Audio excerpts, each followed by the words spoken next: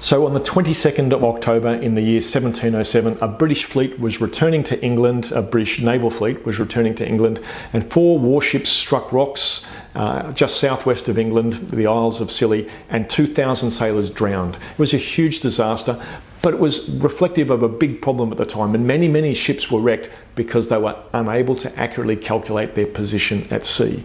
Now, calculating your position anywhere on the planet, and including at sea, is a combination of latitude, which is how far north or south you are of the equator, and longitude, which is how far east or west are you of a reference point called the prime meridian.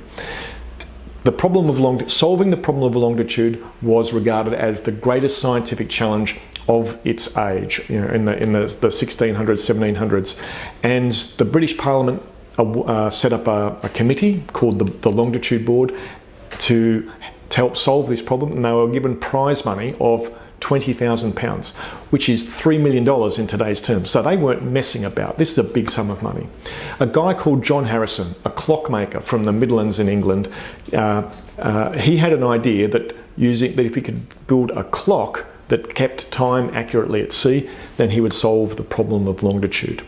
So he spent 5 years building his first clock, and in a sea trial and a trip to Spain, it demonstrated that he was able to accurately keep time. The captain of the ship remarked on how he was amazed at how accurately position could be calculated using this chronological means, using the clock.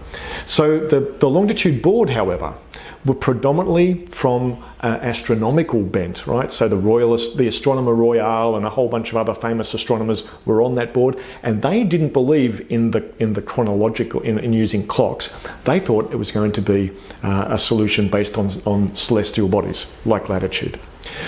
Nonetheless, they agreed that further testing would be required, that further testing of Harrison's clock would take place, but Harrison said, no, actually, I believe I can make it better. He spent another 5 years developing version 2 called H2.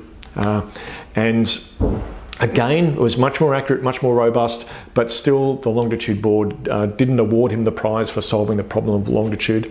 Harrison went on and spent another 17 years producing a far superior clock called H3, which again was much more accurate and solved the problem.